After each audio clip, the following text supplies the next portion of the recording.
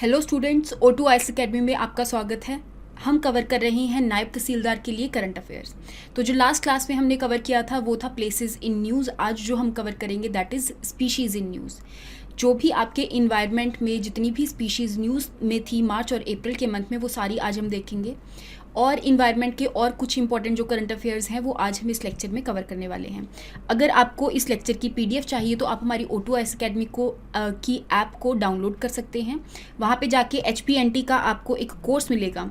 उस कोर्स में जाके आप इसको अवेल करके करंट अफेयर का आपको सेक्शन वहाँ पे मिल जाएगा और वहाँ से आप सारी की सारी पीडीएफ्स को डाउनलोड कर सकते हैं। देन हमने आपके लिए पावर पैक भी निकाला है और एक हमने आपके लिए महाअभ्यास भी निकाला है। इस महाअभ्यास के अंदर आपको बहुत सारे मॉक टेस्ट मिलेंगे, ठीक है। आप जाकर इनको प्रैक्टिस कर सकते हैं ताकि आपके जो पेपर की तैयारी है वो और भी अच्छी हो जाए। तो शुरू करते हैं हम अपनी सबसे पहली न्यूज़ से। तो सबसे पहले हम बात करते हैं मगर क्रोकोडाइल के बारे में, जिसको हम मार्श क्रोकोडाइल भी कहते हैं। तो रिसेंटली ये न्यूज़ में इसलिए था क्योंकि हमारी जो इंडियन रेलवेज़ हैं उन्होंने बेसिकली पानी ले जाने के लिए हेल्प करी है, ताकि जो मगर क्रोकोडाइल है जिस रीजन में रहते थे वो रीजन बहुत ज़्यादा ड्राई अप हो गया था, ठीक है। तो इन्होंने यहाँ पर पानी सप्लाई करने में बहुत ज़्यादा हेल्प करी है। अगर मैं मार्श क्रोकोडाइल की बात करूँ तो ये ज़्यादातर सेलाइन वाटर के अंदर रहते हैं और हमारे इंडिया के सब कॉन्टिनेंट में पाए जाते हैं। इंडिया के अलावा ये भूटान और म्यांमार के अंदर हो चुके हैं एक्सटिंक्ट, ठीक है। पहले पाए जाते थे, अब नहीं पाए जाते। इसके रिगार्डिंग आपने इसकी IUCN का स्टेटस याद रखना है कि मगर क्रोकोडाइल का जो स्टेटस है दैट इज़ वल्नरेबल। साइट्स के अपेंडिक्स 1 में आता है, दैट मीन्स इंपॉर्टेंट है। साइट्स मैंने आपको पहले भी बताया था, ऐसी कन्वेंशन है जो कि इंडेंजर्ड स्पीशीज़ के ट्रेड को रोकती है, ठीक है। Then wild life protection act के शेड्यूल 1 के अंदर आता है। अब मगर क्रोकोडाइल के अलावा हमारे इंडियन सब कॉन्टिनेंट के अंदर और कौन कौन से क्रोकोडाइल पाए जाते हैं वो आप मुझे कमेंट सेक्शन के अंदर बताओगे। नेक्स्ट हम बात करते हैं वैक्यूटा पोर्पोइस के बारे में। तो रिसेंटली यूनाइटेड स्टेट के अंदर एक कमीशन ने ये बोला है कि हमको बहुत सारे मेजर्स लेने चाहिए इस स्पीशीज़ को प्रोटेक्ट करने के लिए। अगर मैं इस स्पीशीज़ की बात करूँ तो ये पानी में रहने वाला एक मैमल है, ठीक है। ये डॉल्फिन की तरह दिखता है पर ये डॉल्फिन नहीं है, उसकी कैटेगरी में ये नहीं आता। डॉल्फिन से कैसे अलग है, थोड़ी सी चीज़ें अलग है। यहाँ पे आप देख सकते हो जैसे डॉल्फिन के लॉन्गर नोज होते हैं, कर्व्ड डॉर्सल फिन्स होते हैं, उनके थोड़े फिन्स जो हैं वो ज़्यादा कर्व्ड होते हैं एज कम्पेयर टू पोर्पोइसिस। तो आपको पता होना चाहिए कि पोर्पोइसिस वैक्यूटा पोर्पोइसिस होते क्या हैं, ठीक है। नेक्स्ट हम बात करते हैं कि एक पाम किंग एक बटरफ्लाई है जो कि रिसेंटली तमिलनाडु के अंदर देखने को मिली है, ठीक है। ये एक रेयर बटरफ्लाई है, पहले देखने को नहीं मिली थी, पहली बार देखने को मिली है। अगर मैं इस बटरफ्लाई की बात करूं तो ये जो बटरफ्लाई है थोड़ी सी ब्राउन कलर की होती है और जहाँ पे भी ये बैठती है वुड के ऊपर तो वहाँ पे ये कैमोफ्लेज हो जाती है। दैट मीन्स वहाँ पे ये एक तरह से नहीं दिखती है, उसी बैकग्राउंड के अंदर ये मर्ज हो जाती है। अदरवाइज ये जो बटरफ्लाई है बहुत सारे अलग अलग रीजन्स में भी पाई जा सकती है, जैसे कि आप देख सकते हो इंडिया, म्यांमार हो गया, Indo China, then Malaysia, Thailand के अंदर भी ये जो बटरफ्लाई की स्पीशीज़ है वो पाई जाती है। तो आपको पता होनी चाहिए कि जो पाम किंग है वो किस चीज़ की स्पीशीज़ है, तो एक ये बटरफ्लाई की स्पीशीज़ है। नेक्स्ट हम बात करते हैं मैजिकल मशरूम के बारे में। तो recently all over the world magical mushroom को यूज़ करके बिजनेस करने की बात हो रही है। अगर मैं इस मैजिकल मशरूम की बात करूं तो ये एक ऐसी मशरूम है, मशरूम एक फंगस की कैटेगरी में आती है ना। फंगस एक किंगडम है जिसके अंदर मशरूम वगैरह लाई करती हैं। अब कुछ ऐसी मशरूम भी होती हैं जो कि एडिबल होती हैं, मतलब कि खाने लायक होती हैं, ठीक है। अदरवाइज जो फंगस होती है वो ज़्यादातर डिजीज़ वगैरह भी कॉज करते हैं। लेकिन अगर मैं इस मैजिकल मशरूम की बात करूं तो इस मशरूम की बहुत ज़्यादा मेडिसिनल क्वालिटीज़ हैं, तो इसीलिए इस मशरूम को कल्टीवेट करने की बात करी जा रही है। ये जो मशरूम है ज़्यादातर वुड लॉग्स के ऊपर कल्टीवेट करी जाती है। दैट मीन्स जो लकड़ी होती है उसी के ऊपर इसको ग्रो किया जाता है और उसके बाद जब इसको कल्टीवेशन करने के बाद इसको मेडिसिनल पर्पसेस के लिए यूज़ किया जाता है, जैसे कि डायबिटीज़ हो गया, कैंसर की इन्फ्लेमेशन हो गया, अलग अलग स्किन डिजीज़ हो गया, इन्फेक्शंस हो गया, तो इन सब चीज़ों के लिए इस मशरूम को यूज़ किया जाता है। आपने याद रखना है कि मैजिकल मशरूम होता क्या है। नेक्स्ट हम बात करते हैं डेजर्ट फॉक्सेस के बारे में। तो रिसेंटली राजस्थान के जैसलमेर डिस्ट्रिक्ट के अंदर इन फॉक्सेस को एक डिजीज़ इन्फेक्शन हो गया, ठीक है। एक डिजीज़ होगी बेसिकली इनको। वो क्या डिजीज़ थी? मांगे स्किन डिजीज़। तो इस डिजीज़ के अंदर पहली बात तो इन फॉक्सेस ने अपना जितना भी इनकी स्किन हो जाती है वो थोड़ी इची हो जाती है, उस पर बहुत ज़्यादा खाज खुजली होने लगती है। देन इनका जितना भी फर है वो लूज़ होने लग जाता है, ठीक है। तो इनको ये डिजीज़ हो चुकी है, तो इसीलिए रेड फॉक्सेस जो है वो न्यूज़ में थे। डिजीज़ के बारे में मैंने आपको बता ही दिया है। अदरवाइज अगर मैं रेड फॉक्सेस के बारे में यहाँ पे बात करूँ तो हमारे इंडियन सब कॉन्टिनेंट के अंदर 3 तरह के रेड फॉक्सेस पाए जाते हैं। एक डेजर्ट फॉक्स हो गया, एक तिब्बतन रेड फॉक्स हो गया और एक कश्मीरी रेड फॉक्स हो गया। तो ये तीनों पाए जाते हैं, लेकिन इसमें से ये डिफरेंट इसीलिए है क्योंकि इसकी जो टेल होती है थोड़ी सी वाइट कलर की होती है, that means white tail tip है इसकी। देन इज IUCN की ये लीस्ट कंसर्न की कैटेगरी में आती है, मतलब बहुत ज़्यादा पाई जाती है इसीलिए लीस्ट कंसर्न की कैटेगरी में है, बस क्योंकि इनको अभी डिजीज़ हुई थी तो इसीलिए ये न्यूज़ में थी। साइट्स के अपेंडिक्स 2 में आती है और वाइल्ड लाइफ प्रोटेक्शन एक्ट के शेड्यूल 2 के अंदर ये लाई करते हैं। नेक्स्ट हम बात करते हैं काजीरंगा नेशनल पार्क के अंदर जो 1 हॉर्न राइनासिरोस है उनकी पॉपुलेशन इंक्रीज देखने को मिला है। तो अगर मैं इन राइनासिरोस की बात करूं तो ये बहुत ज़्यादा एक तरह से वल्नरेबल होते हैं पोचिंग और हंटिंग के, क्योंकि इनका जो एक हॉर्न प्रेजेंट होता है वो बहुत ज़्यादा यूज़ होता है, उसकी बहुत ज़्यादा ट्रेडिंग की जाती है।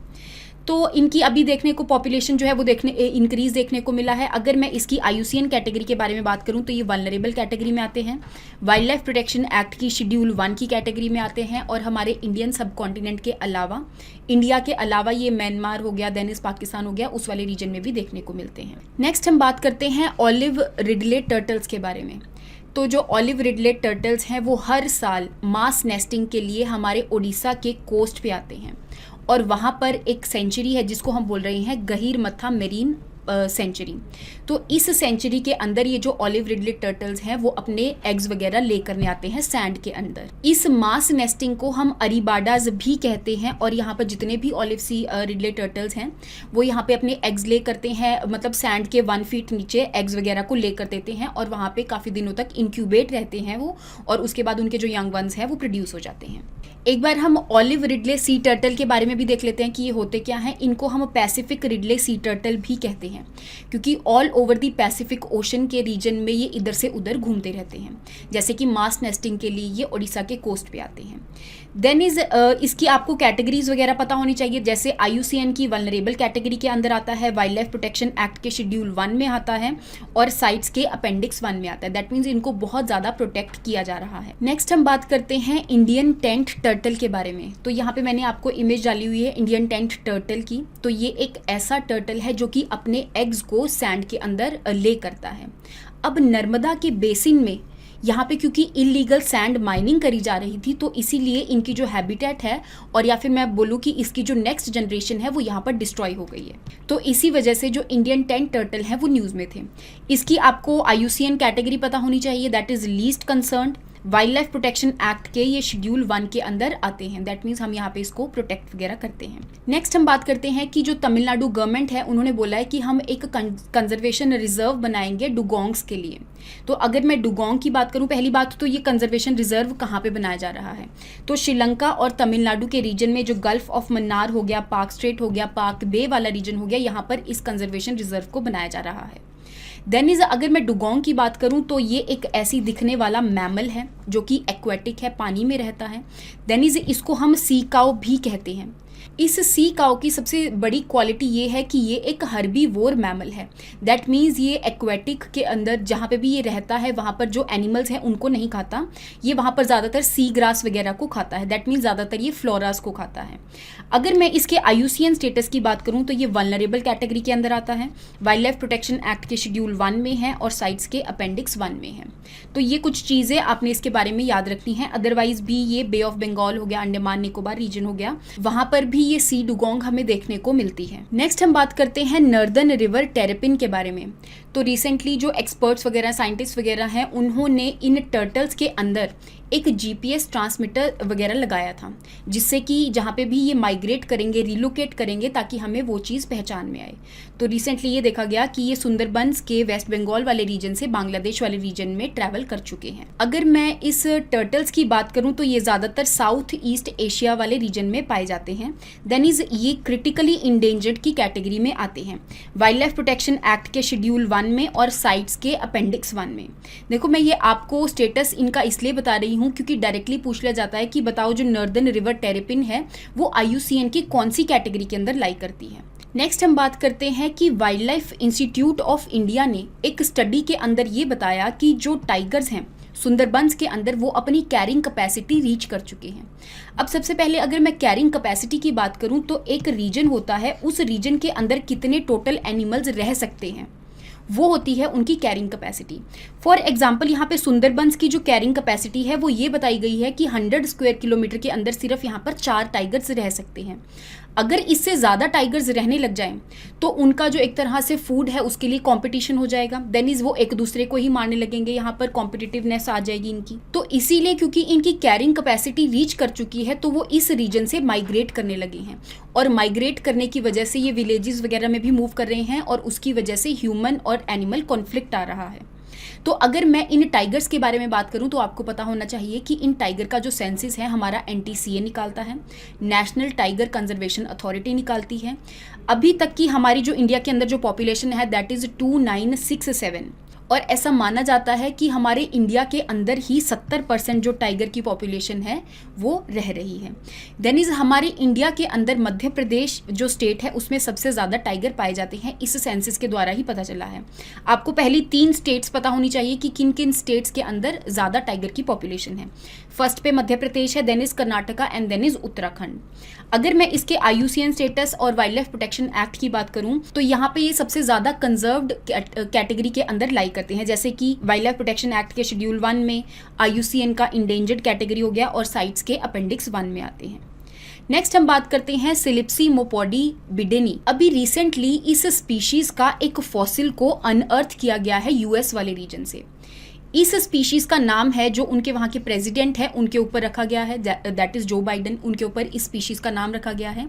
और ये एक ऑक्टोपस की स्पीशीज़ है। आपको पता होगा कि जो ऑक्टोपस है वो एक इनवर्टिब्रेट होता है, पानी के अंदर रहता है, और उसके 8 अपेंडेजेस होते हैं, और वो सबसे ज़्यादा इंटेलिजेंट स्पीशीज़ माना जाता है इनवर्टिब्रेट्स के अंदर से।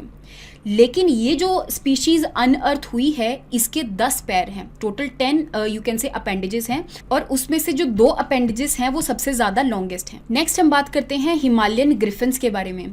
तो रिसेंटली असम वाले रीजन में ये पाया गया कि इनकी अभी पॉइजनिंग हुई है, ठीक है, इन्होंने कुछ ऐसी चीज़ खा ली है जिसकी वजह से ये मरने लग गए हैं।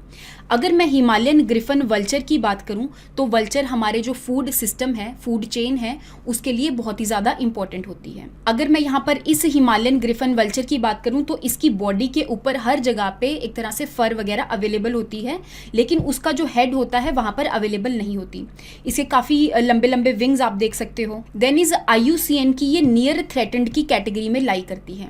अगर मैं इंडिया के अंदर बाकी वल्चर्स की बात करूं तो हमारे इंडिया के अंदर टोटल 9 स्पीशीज ऑफ वल्चर पाई जाती हैं। यहाँ पे मैंने आपको लिखा है, इसमें से जो पहली 4 हैं ये क्रिटिकली इंडेंजर्ड की कैटेगरी में लाई करती हैं IUCN की।